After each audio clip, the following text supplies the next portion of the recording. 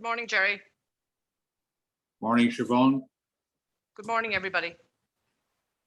So as Jerry has said, I'm going to give you an overview of the Signpost program, which is I suppose, a flagship program for Teagasc and for the industry, bringing all the players in the industry together to support and enable farmers to adopt the technologies that will help to reduce their emissions, as well as dealing with water quality and biodiversity. So what I'll go through is the program at the moment, and what are the key elements of that program that we think will help to drive change at farm level.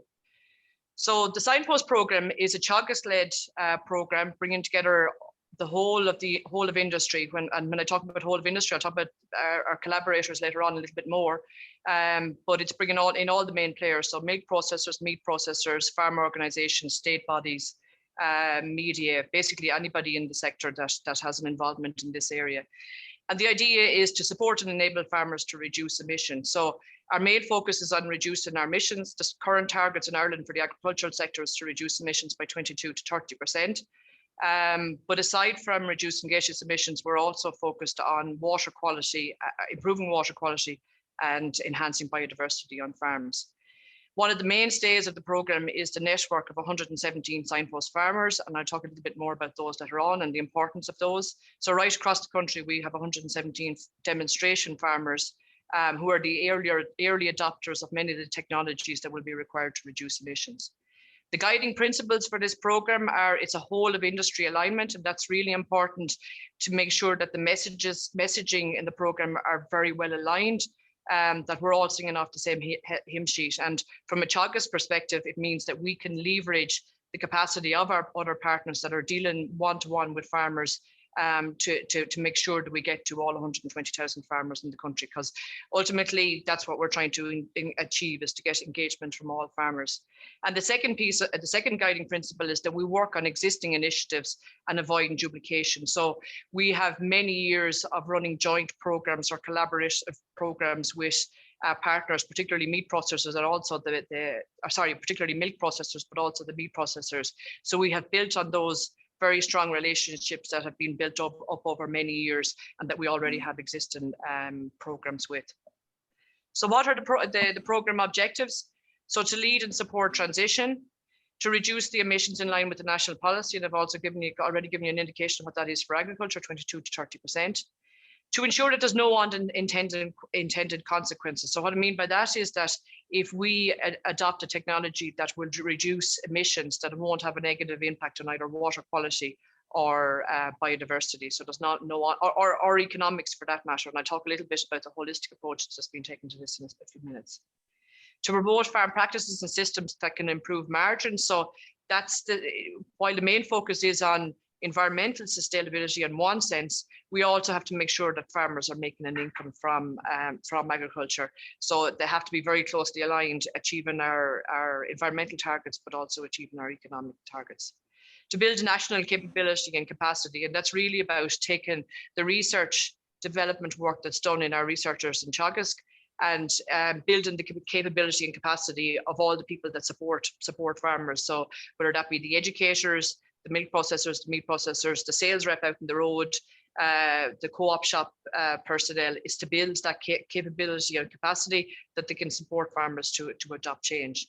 And to be a trusted knowledge broker or source and broker. So we have a lot of technologies that have been developed already in Teagasc to help reduce emissions, and we have to translate that information into a package or we need to package it basically, that it can be used by advisors to farmers, but also by farmers. And I think that's key to it.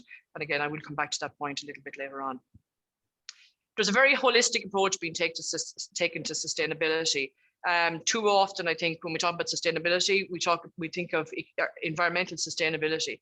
So when we're talking about it in relation to this program, we're taking all four quadrants on it. So economic sustainability, to ensure that farmers are efficient, productive, and viable. From an environmental point of view, we want to reduce emissions, improve water quality, and enhance biodiversity. So that's the environmental one. From a social perspective, there's the whole quality of life, work-life balance, Labour is the major issue, particularly on dairy farms in Ireland. So it's if we're wanting farmers to adopt technologies, we have to be able to demonstrate that it's not going to add additional workload to them, that it makes sense from and it makes sense from an economic point of view. And then the other things that we have been there under social include animal welfare, health and safety, obviously a major issue, and then so economic or isolation in local communities, which is a challenge in the farming sector. And then the last quadrant there is the innovation piece. So there's a lot of technologies, new technologies that we'll be asking farmers to adopt over the next couple of years. So we need to support farmers to be innovative in terms of adopting these technologies and to identify where they might fit in on their farm and to add value within that system. I mentioned earlier on the knowledge broker piece, and I think this is really important for us from the perspective of getting technology adoption at farm level. So all of our research centres and research centres internationally, there's new technologies becoming available. But key to us making that available to both farmers and to advisors is this knowledge broker, or the people that bridge that gap between the knowledge producer and the knowledge user.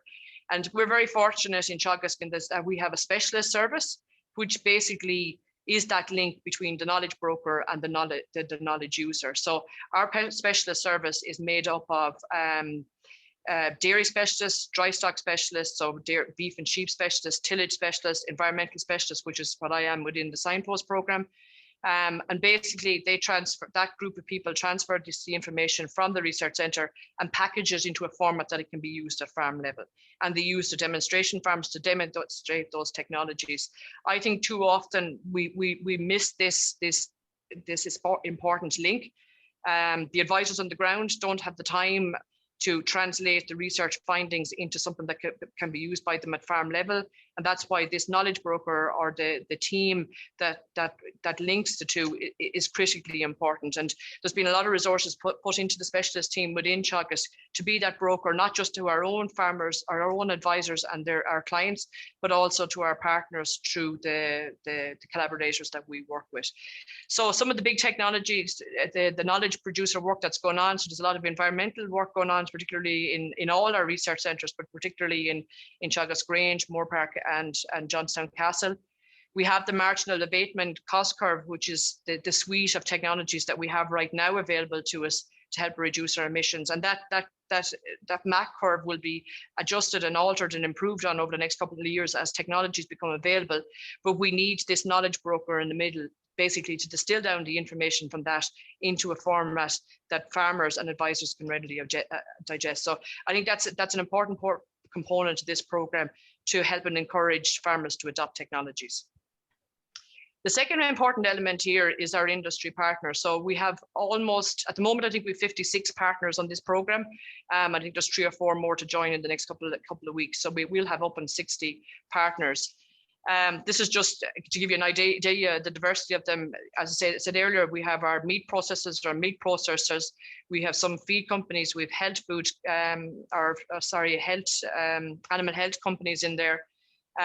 We have all our state bodies. We have some of the banks. We have all the farmer organizations are supporting it, and the farming media as well. So we have that. It's been important to us that we have all the messaging is aligned, that when we go to farmers with a message, that it's the same message coming out across all of these partners. We're doing significant training with all these partners to make sure that we improve their capacity and capability to engage farmers and encourage farmers to adopt the technology. And it helps us, as I said earlier on, it helps us to leverage the information that we have out to a much wider audience. So at the moment, Teagasc Advisory Service has about 43,000 clients. There's 120,000 farmers in Ireland.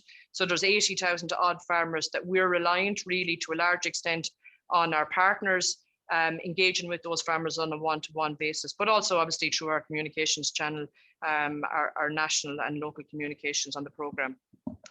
The industry collaborators, so obviously, are key to us. Like, we have built up relationships over the last 25 or 30 years with some of them in particular, particularly the meat processors.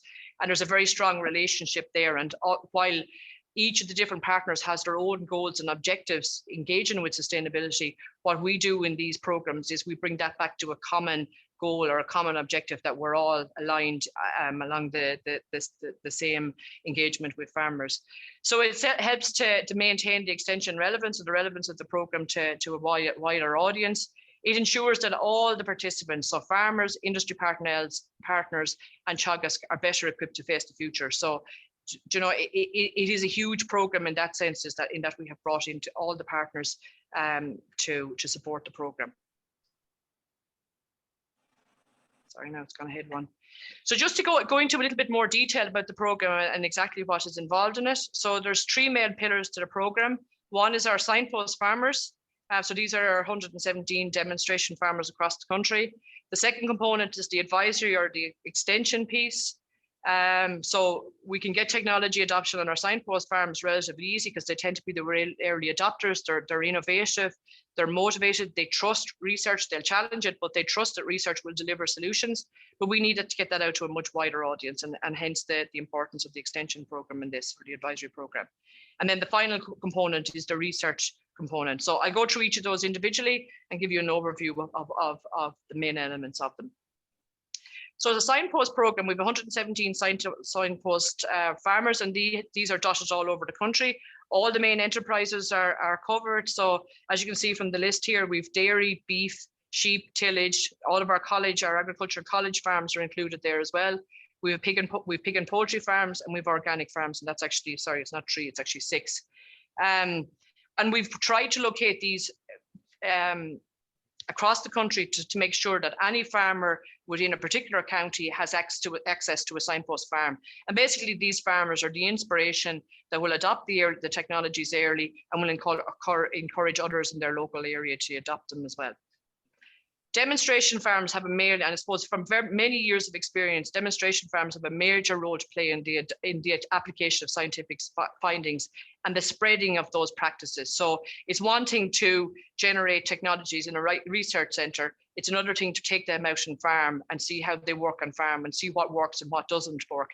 And if we want to get farmer engagement, there's no point in taking them from a research centre out to all farms. You need that bridge. You need the bridge of the demonstration farms to see how they work at farm level. Otherwise, it can be skepticism to say, oh, it's very easy to generate technologies in a research centre. Well, how did they work on a commercial farm? So these are a really important component of the program. They will demonstrate the technologies. They'll be available to adopt the new technologies as they will come available to us in the next couple of years. And then the message will go out from those farms. Yes, this works. You might have to tweak it a little bit or whatever, but these are the early adopters. In general, these farmers tend to be very well respected in their local area. They're innovative. They're early adopters. They're very commercially minded, a lot of them. And the idea of them in selecting them is that farmers can see themselves in them and be encouraged then to adapt technologies. We know that farmers learn from other farmers, so we can go out and give a very nice presentation on using protected urea or low emission slurry spreading or whatever the technology is, but at the end of the day, farmers learn from one another. So these demonstration farms are key, that they can see what other farmers are doing. And basically, these signpost farms are our champions for climate change, or the leaders of the pack, or the inspiration for others. So what's the success factors for demonstration farms? So the selecting of the right farmer. So attitude obviously has a huge part to play. So a farmer that has the right attitude, that's focused on driving forward in whatever that may be, they're innovative. As I said, I've gone through kind of a lot of that already. Clarity on objectives, so being very clear as to what we want these farmers to do and what we want to try and achieve at the end of it is critically important. We have project advisors that are assigned to these farmers, so they are part of that specialist team or that knowledge broker. So there's a specialist advisor attached to each group of farmers, and basically they're the link to the local advisor and to other farmers, and that's important. If it's left just to local advisors to manage these signpost farms, you don't get the same cohesiveness as you would have if you have a specialist advisor attached to them. So there's a multi-actor approach. So We're working with various program partners. So each of those program advisors would be working with our research colleagues, they're working with our specialist colleagues, they're working with our educators. So they're not on their own, they are linking in with other components within the Teagasc system, which is research, advisory and education. In general, we ask these farmers for a multi-year commitment. There's no point in having a 12-month commitment. You need a 4 or 5 year commitment so that you can track changes over time. You're not going to bring about change on other farms within the first year of a demo farm going in. By year 3, by year 4, by year 5, when farmers start to have confidence that this man or woman is making progress, well, then they'll be more encouraged to adopt technologies themselves. And then key to it is the information being available locally to these farms, from these farms. These demonstration farms need to be very, very visible at the local level so that farmers become familiar with them, then they see what's happening on their farms. So very regularly, we would put out updates through the local papers. We put it out through social media. We'd have webinars, we'd have events on these farms, we'd have discussion group days. So a lot of local messaging to make sure that they're extremely visible and that farmers start to track the progress they're making and hopefully make changes themselves.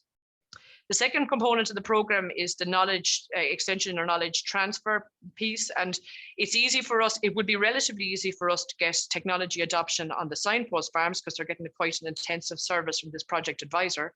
But it's at the end of the day, for us to be successful in this program, we have to get that out to a wider audience. So that's where the extension piece comes in. I just want to maybe kind of step back a little bit and just explain a little bit about how we get technology adoption at farm level, because one of our biggest challenges, it's very easy to put information out to farmers. It's very easy to put it out particularly through social media now and through digital means, but it's a different story altogether to get technology adoption at farm level. And I think that's very often a challenge with research, that research is research technologies are put out there, but the adoption of those technologies is quite poor. And I think we often miss a step. We put out the information, but we don't follow up in terms of trying to support farmers to adopt the technologies.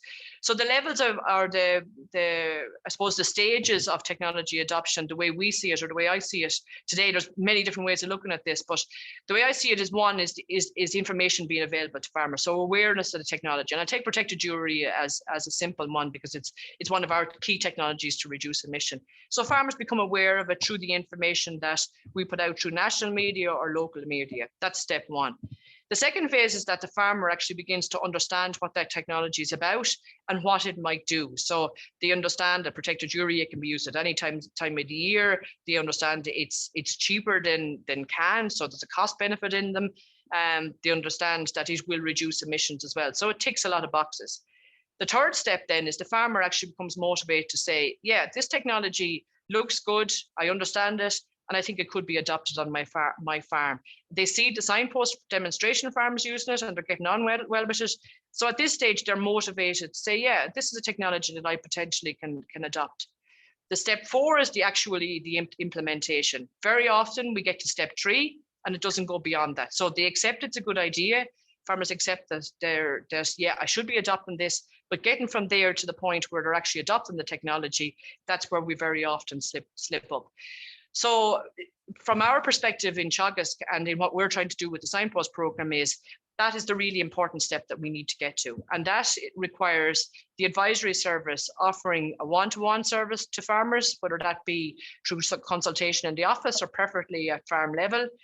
To actually, once a farmer gets to the point where they ring their advisor and say, yeah, I want to start using protected urea, how do I do it? So that's the one-to-ones. It's through discussion groups. So we have a very good discussion group model in Teagasc, and I don't think I have time to go through it this morning, but that model brings together groups of farmers on a monthly basis to discuss technologies and discuss how their farming system is working and to put out technologies like protected urea. And farmers will discuss within that group how they're getting on, say with protected urea, how they're managing it, what's working, what's not working. And it's at that phase, having gone through discussion groups, been on farm walks, visited these Signpost farms, met with their advisor. At that point, that's when the hand-holding happens that we will get implementation of these technologies. So putting out information at a national level about a technology, it's not enough. It actually requires one-to-one or through these discussion group models that we get technology adoption. And numerous research projects in Teagasc have demonstrated that technology adoption where farmers are involved in discussion groups is an awful lot more effective than just putting information out in front of them through seminars or webinars or farm walks. And then the final step is validation. So they're accepting that, yeah, it has worked for me, and they're validating it for other farmers in their area or their peers in the area through their discussion group. And it's always more effective for us in discussion groups if you have 3 or 4 farmers that have adopted this technology, they're validating it, and there's a snowball effect, and you will get more farmers to adopt it. So what are the main areas that we will use to put the knowledge out there? So events is one way. Discussion groups is key to this. Training of farmers, but also training of educating of our young farmers. The on-farm research, which I'll talk about later on, and out through digital. And we're very conscious that digital is nearly taken over our lives now. But for us, with the farmer audience that we have to have a balance between traditional and more and digital means to put the knowledge out to farmers. The one that I don't have in there is the one-to-one and consultation, which is critically important for the adoption level, where you really get engagement. So the last piece of the project then is the research element of it. So there's a significant project going on all the Signpost farms on carbon sequestration in our soils and in our hedgerows. We know this is going to be a really important part of our capacity to meet our targets to 2030 and in particular to 2050. And what we're doing at the moment through this project work is trying to set baseline figures for the amount of carbon that's sequestered in our soils under various different soil types, management types. And all our Signpost farmers are involved in this project in particular. So there's deep soil sampling happening on all these farms over the next couple of years to try and capture that information. At the moment, we have flux towers on 17 of these farms as well, our 17 farms, including our college farms and our research farms. And we're also looking at hedgerows and capturing information on the biomass and hedgerows, and then from that capturing how much carbon is being sequestered. So this is a really important project as part of the Signpost programme. The aim ultimately then is to be able to model carbon sequestration across all the sites. Aside from the carbon sequestration works, there will be other projects that will come on stream that we will be involved in these programs. Obviously, there's an evaluation piece, which I'll talk about in a minute. From a social perspective, our colleagues on the rural economy side will be starting projects over the next short while to try and capture, get a better understanding of how farmers engage with climate change, what their attitude is towards it, what are the barriers to adoption, so that we have a better understanding of that when we're delivering this program, that we can tweak the way we're delivering the program as time goes by. Obviously, the evaluation of this program is critically important, and there's a couple of different levels to this. Firstly, our demonstration farms. So our demonstration farmers are a part of our national farm survey, which basically is a representation of what's happening at farm level, which is delivered on an annual basis. But our Signpost farmers in particular, 117, will have a sustainability report prepared for them on an annual basis, which will allow us to track the progress they're making in terms of technology adoption and reducing their emissions. And that will help us to I suppose, evaluate the impact of the extension program and how we're getting on into delivery of this program. At a national level, so it's one thing to show good progress with our Signpost demonstration farms, and as I said earlier, that's probably the easiest part of this. At a national farm survey level, there's 1,100 farmers included in our national farm survey, and we will have at the moment we have for the last couple of years sustainability reports for those. So again, we can track the progress nationally of a representation of our farmers across the country. And then obviously the national inventory, or the IPCC measures at the end of every year, is going to be our ultimate measure of whether this program is succeeding or not. And that's the ultimate measure of success with the program. In summary, Jerry, just to finish up, the Signpost program is bringing together all the players in the agricultural sector to support and enable farmers to adapt to technologies to reduce emissions. And I suppose just to sum up on what we consider the key components of this program in terms of delivering that: one, good transfer of the research output. So this knowledge broker that bridges the gap between research outputs and actually technology adoption at farm level, or enabling advisors to support farmers at farm level. Secondly, good alignment of messaging across all stakeholders. So as I said earlier on, we have 56 partners in this program. We have to make sure that there's good alignment of all the messages across all those stakeholders, and that's important to make sure we can reach all 120,000 farmers. And then the final piece is the farmer engagement, and that's our extension service that's engaging farmers on a one-to-one through our discussion groups, through events, through discussion group days at farm level. So that's pretty much it.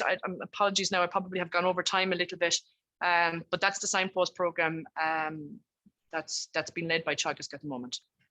Okay,